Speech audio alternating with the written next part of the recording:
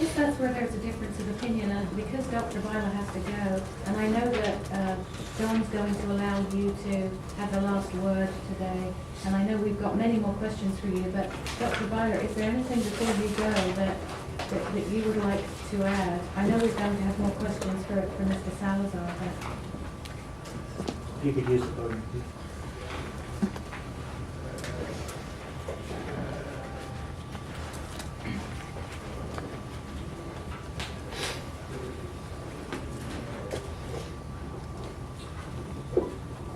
The things that I wrote down while I was listening, there were questions as to Investigator Vasquez.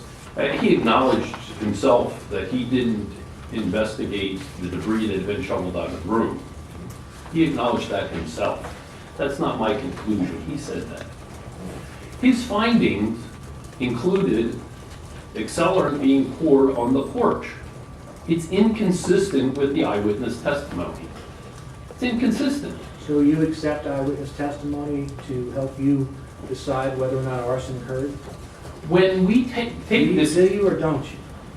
Right. we evaluate eyewitness testimony. He simply ignored. It was this eyewitness testimony was indeed taken. I mean, there was extensive interviews.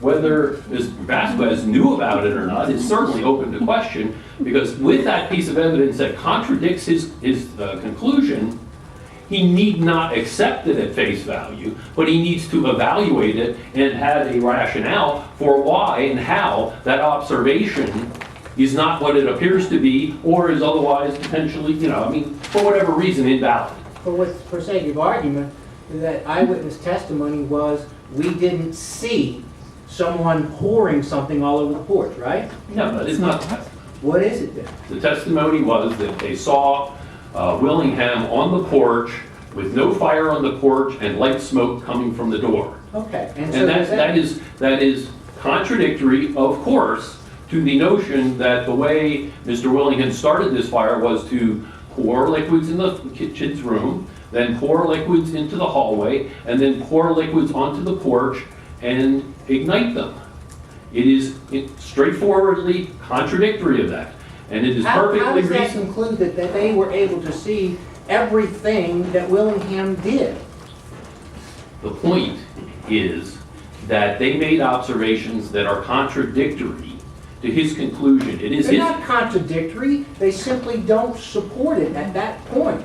But if he pours it at a different point that they didn't see, then it did happen. The fire was already started at that point, wasn't it? I don't know. Your witnesses, tell one story. What I'm really amazed at is the selectiveness, and I think this is what the fire marshal's office is concerned about. You're very selective about what you pick and choose.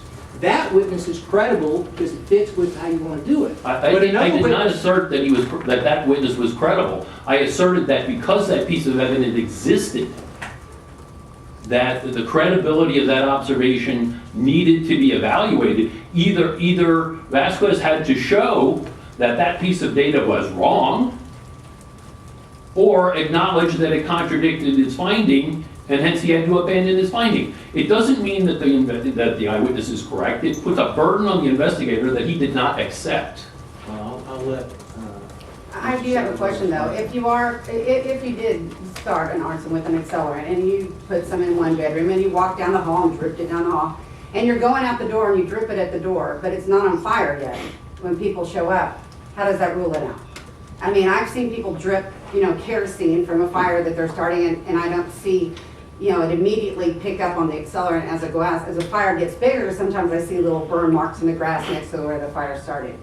So what I'm asking is, if the fire is coming down the hall, couldn't it ignite it later? I mean, would it be on fire that second? That's not Vasquez's theory of the fire.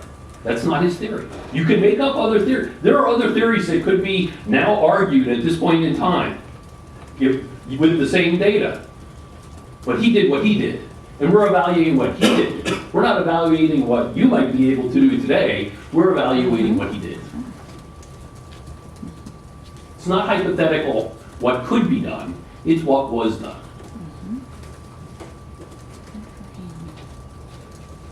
Any other questions? Thanks. Thank you for sticking around. Excuse me. Mr. Salazar, you have any other things that you didn't get to that we interrupted you on? No, We're going to come back to you if you want a little bit. Okay. Go ahead.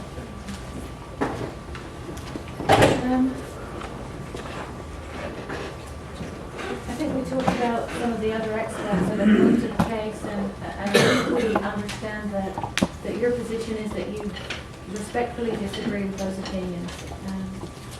But has anyone from your office ever been critical of that original investigation back in 1991? Not that I know.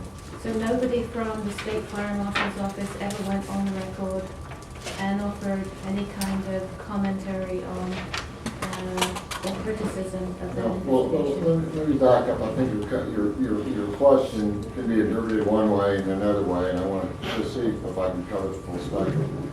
Number one, we were never notified of a problem with this particular investigation until I would say probably 2007, 2006, when we started getting several open records requests that came to my attention. And the reason is because I had reviewed the case, and I started wondering, why is there so much excitement about this? We were never aware. Nobody ever served us with papers regarding the execution, attempts to slow down the execution. Nobody served us with papers on that. I think what Dr. Kerrigan is referencing is a quote that she saw in a newspaper by, I think, Mr. Cheever, that on its face does appear to contradict the position of the fire marshal's office. Are you familiar with that? Yes. When I talked to Mr. Chief, and I'd be more than happy to let him address it directly. Is that what we're talking about here? I think that would be good. That would be useful.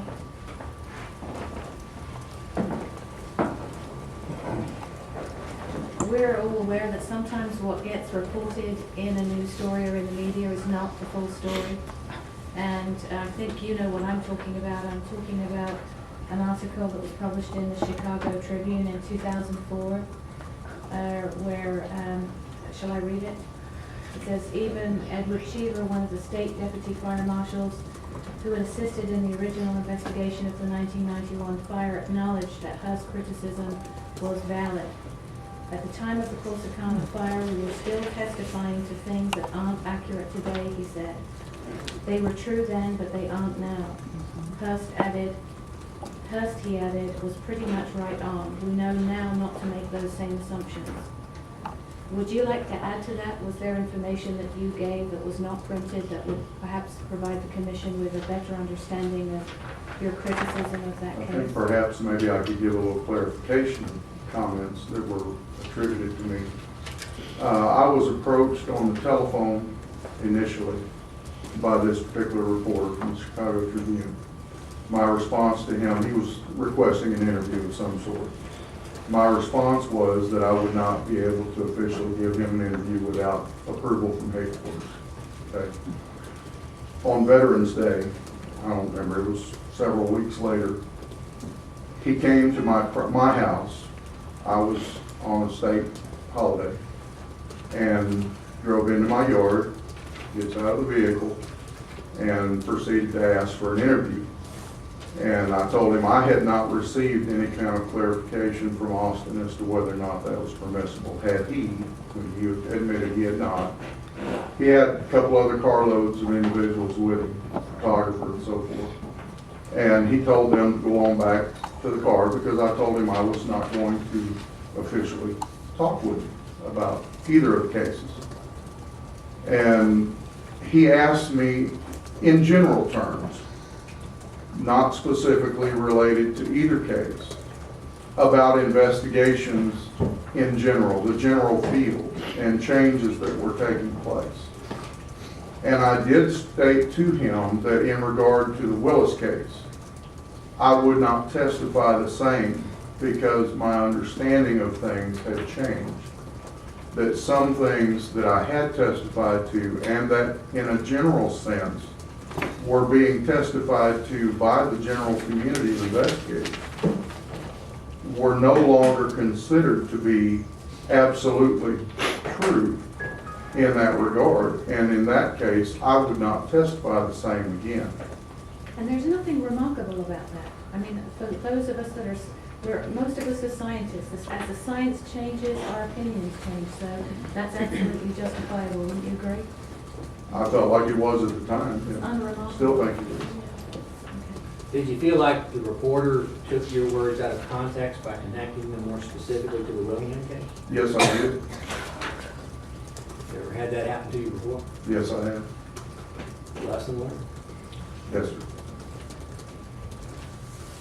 When you called into, or let me just ask you, I may be jumping the gun. Were you ever able to call in to your superiors and ask for any kind of clearance to talk with the reporter? I never tried to. I got you. Thank you very Oh, much. well, another follow-up question. You were talking specifically about the Willis case and your testimony in that, and that it might be a little different now than it would have been back at the time you testified. Are there some examples that come immediately to mind? Well, the primary thing that has changed with me since that particular investigation, and maybe, I don't know, maybe there's some clarification needed in a general sense as well, if you'll allow me a little latitude. Let me just address my involvement in both of these cases, because there may be a misconception as to what my involvement really was. In the Willis case, I had come on board with the agency in November, middle of November of 1985. And we were here in Austin in training until early April of 1986. And at that point, I was assigned to the Lubbock field office. I was assigned to the Lubbock field office as a trainee investigator, for lack of a better term, assigned to accompany the investigator in the office on cases until the director of that office felt like that I was well enough versed in procedure and so forth of the agency that I could proceed on my own. I was still assigned to assist Investigator Leroy Brown in the Willis case. When it comes to the Willingham case, I was at that time an investigator on my own, and at that time Manuel had come back to the office from Corsicana and requested the regional director send another investigator down to go over it with him just to see if there was anything that he was missing. It was not a formal review of the case. I made no notations. I made no report. I didn't render a finding in the case. My position was to see if there was anything that stood out to me as possibly being erroneous. And I did not see anything while I was down there. That was the total involvement I had in Willingham. In the Willis case, Leroy Brown had left the employee of the agency at the time of the trial. And I was asked by the prosecutor to be one of 3 expert witnesses to provide testimony, but not to provide testimony specifically about the investigation, because I did not make notations, made no report, and didn't render a finding in that case either. His position for me was to testify in general terms of fire behavior. Now, specifically what may have changed since that time till now that might make it so that I would not support the finding that I supported at that time. My understanding of flashover, not per se the term flashover, but a more practical sense of understanding the implications. And I think sometimes it's easy to get a theoretical knowledge of what a phenomenon might be, and it's still a little bit different to get the practical sense for the power and what it actually can accomplish. During that time period and prior to that time period, I had been through numerous training seminars and so forth. And one of the methods of heat transfer that is quite primary in fire investigation is the transfer by radiant heat. The heat layer in the ceiling radiating down and ultimately assisting in bringing the entire room to a state of flashover. In the theoretical learning, the materials that we were being taught, and correctly so, that radiant heat travels in direct line pattern. Doesn't go around corners, doesn't make curves, and so forth. And the theory at that time that I was under the understanding of was that radiant heat would come down and strike the surface of this desk, but it would be absorbed by this desk and would not travel through to the floor. It would travel to the floor here and would impact the surface of the floor here. Therefore, you would have patterns that could be developed in areas of exposed flooring due to the radiant heat and following up with flashover conditions. But we were being taught that burn patterns under furnishings was suspicious because the radiant heat, the theory of the radiant heat, being absorbed and not continuing on through. Part of what was being utilized by Investigator Brown to make his determination in the Willis case was the burn patterns beneath the furnishings. Today, I could not testify in the same manner of general fire behavior that I would have testified at that time of that trial because of the better understanding that I have of temperature inversions and heat being transferred in ways other than just radiant heat during the process of flashover. And Dr. DeHaan can give you a much better explanation than I'm sure I have. But you had an informal role in the Willingham investigation. Then. Very informal, yes. But you presumably had the opportunity to look at some of those records, or not? In the Willingham case? Yes, I did. I looked at some of the records. And would it be your opinion today that you would agree with the original findings? I don't have anything that I have seen that would cause me to dispute it. I feel like that based on what I saw in my review of the documents that I did review, the photographs that I reviewed, I haven't seen anything that would cause me to say that Manuel was in error in making the determination that he did. So you wouldn't have the opinion that it was undetermined? I think that had Manuel chosen to call it undetermined, he certainly could have done that and really not been criticized for it. But I don't criticize him for calling it an incendiary fire either. I think he was justified in the things that he saw based on his understanding and his training at the time. No questions?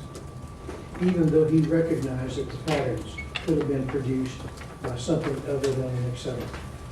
I think it would depend well, I'm not sure what his testimony was in that regard, and if you permit me just a little digression. Having testified in court and been subjected to both direct and cross-examination, and I'll try not to offend members of the bar, sometimes the questioning can be very direct and very intense, and you can be required to give an answer that you really would rather not give in that manner under that condition. You might prefer to give more explanation, but for whatever reason the judge doesn't give you that latitude and the attorney is pressing you and doesn't give you the latitude. So I can envision a situation, and not knowing what the response was and how he came about to say that, I could envision where he would be asked, is it possible? And what are you going to say? I want to to ask a couple of background questions. You said that you've been put up to the Lubbock field office, and then Mr. Brown, I think you said, left the fire marshal's office. To help me kind of understand how things were back then, would there be more than one agent assigned to that field office, or usually just one agent? When I went, Investigate, I'm sorry. when I went out to Lubbock, when I was first assigned, I was filling a vacancy. I see. There were there were two positions for investigators in the Lubbock field office. Leroy Brown was one, and I was filling a vacancy where one of the prior investigators had left and gone to the private sector. Okay. Were there some field offices in Texas that might be smaller, have only one investigator, or was everybody doubled up, or just different deals, different places? I couldn't be for sure on this, but I don't think there were any regional offices at that time that had less than two. And I'm not sure that there was any at that particular time that had more than two. I'm asking you to try and remember stuff from years and years ago. Yes, sir. The reference materials that y'all needed to refer to, did you have everything there? Did you ever have to check in with a different office or go to different sources to get the reference materials that you need to, so that if you did in an investigation? At the time that I was assigned to Lubbock, the field office had no library of reference material. Anything that was there was stuff that was personally owned by individuals.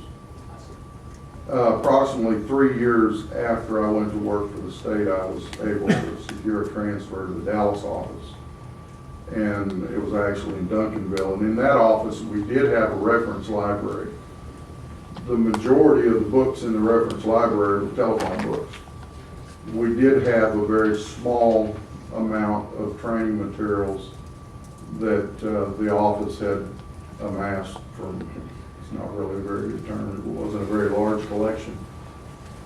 From different courses you go to? Courses that you would attend and so forth. And then we had, each one of us had materials that we had collected from our own personal training sessions that we had been to and so forth. Did you ever attend any training courses with Mr. Vasquez in Texas Engineering Extension Service?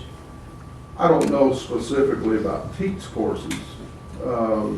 I'm sure that I did because I was assigned in Dallas. At the same time I got transferred, Manuel also got transferred back to the Dallas office. He had been in Corpus. I'm sure that we attended training seminars and so forth.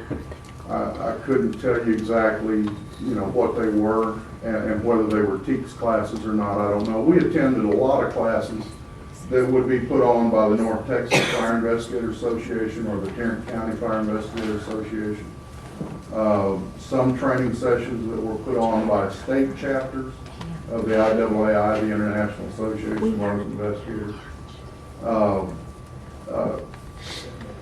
Training seminars by prosecutors and so forth. So, I attended training sessions with him, but And you're still a current fire investigator, is that correct? yes, ma'am.